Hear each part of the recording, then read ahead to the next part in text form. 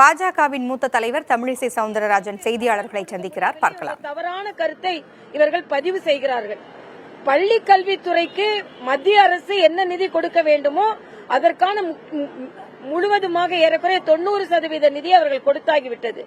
இந்த PM ஸ்ரீ திட்டத்தை இதற்கு முந்தைய தலைமைச் செயலர் நாங்கள் நடைமுறைப்படுத்துகிறோம், அதனால் 3வது 4வது பங்கை நீங்கள் ரிலீஸ் செய்யுங்க கொடுங்க என்று எழுதிவிட்டு அதுக்கப்புறம் இப்ப நாங்க நடைமுறைப்படுத்த மாட்டோம் என்று சொன்னால் என்ன அர்த்தம்? நான் ஏற்கனவே புதுச்சேரியில அட்மினிஸ்ட்ரேஷன்ல இருந்திருக்கேன். இந்த திட்டத்திற்காக இதற்காக நிதி ஒதுக்கப்பட்டது என்றால் அதற்காகத்தான் அதை பயன்படுத்த முடியும். ஆக அதற்காக பயன்படுத்துகிறோம் என்று எழுதிவிட்டு இன்று நாங்கள் பயன்படுத்த மாட்டோம் என்று சொல்வது சரியல்ல. அதனால் முற்றிலுமாக தவறு செய்தது திராவிட முன்னேற்ற கழகம் தான். இன்னொன்னு, கார் ரேஸ் உங்களால அவ்வளவு சீக்கிரம் நடத்த முடியுது. ஆனா ஒரு புதிய கட்சி தொடங்கி ஒரு மாநாடு நடத்துறதுக்கு ஒரு இடத்தை கேட்கறதுக்கு அவரு லீவ்ல போயிருக்காரு, இவரு லீவ்ல போயிருக்காரு, 21 கேள்வி 22 கேள்வி. ஆக எந்த அளவிற்கு எதிர்கட்சிகளை நீங்கள் முடக்க நினைக்கிறீர்கள்? பாரதிய ஜனதா கட்சி அப்படிதான். கள்ளக்குறிச்சியை பத்தி இங்கே ஆர்ப்பாட்டம் நடத்தும் போது பெண்களை எல்லாம் கைது செய்தீர்கள். ஆக எதிர்கட்சிகள் எல்லாம் யாருமே இருக்கக்கூடாது, முடக்கிவிட வேண்டும். ஏனென்றால் இந்த திராவிட முன்னேற்ற கழகத்திற்கு அவ்வளவு பயம் வந்துவிட்டது. 2026 பார்த்துதான் என்னால சொல்ல முடியும்.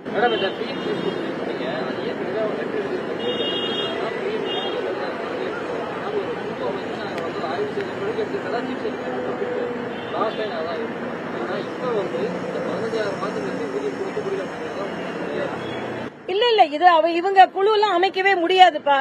ஏன்னா நானும் அதெல்லாம் ஒரு திட்டம் மத்திய அரசிடம் இருந்து சொல்லப்பட்டால் அது நீங்கள் எடுத்துக்கொள்கிறீர்களா இல்லையா? இன்னொன்று, அந்த திட்டத்துல எதுவுமே நெகட்டிவ் இல்ல.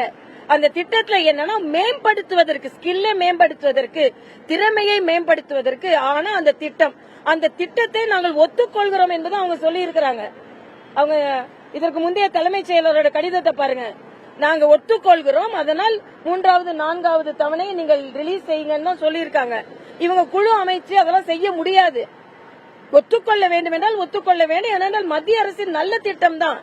ஆக நீங்க எல்லாத்திலையும் அரசியல் செய்வோம், ஆனா மத்திய அரசு இதையெல்லாம் செய்யக்கூடாது என்று சொல்வது சரியல்ல. இன்னொன்று, மத்திய அரசு ஏற்கனவே கொடுத்த நிதியில் ஆசிரியர்களுக்கு சம்பளம் கொடுக்கலாம். இது இந்த திட்டத்தை செயல்படுத்தாதனாலதான் நீங்க கிடைக்காது. ஆனா அதை வச்சு ஆசிரியர்களுக்கு சம்பளம் கொடுக்க முடியாது என்று சொல்வது திராவிட முன்னேற்ற கழகத்தின் செயலற்ற திறமையை காண்பிக்கிறது என்பதை எனது கருத்து. அதாவது முடிய பிடிச்சி இழுக்கிறாங்க, பேஸ்புக்ல அசிங்கமா எழுதுறாங்க. ஆக என்னை பொறுத்த மட்டில் தமிழக ஆளுநர் RN ரவியை சந்தித்த பிறகு பாஜக மூத்த தலைவர் தமிழிசை சவுந்தரராஜன் செய்தியாளர்களை சந்தித்து வருகிறார். எதிர்க்கட்சிகளை முடக்கும் வேளையில் திமுக ஈடுபட்டு வருவதாகவும் PM ஸ்ரீ திட்டம் குறித்து திமுகவினர் தவறான தகவல்களை பரப்பி வருவதாகவும் பேசி வருகிறார். விவரங்களை பின்னர் பார்க்கலாம்.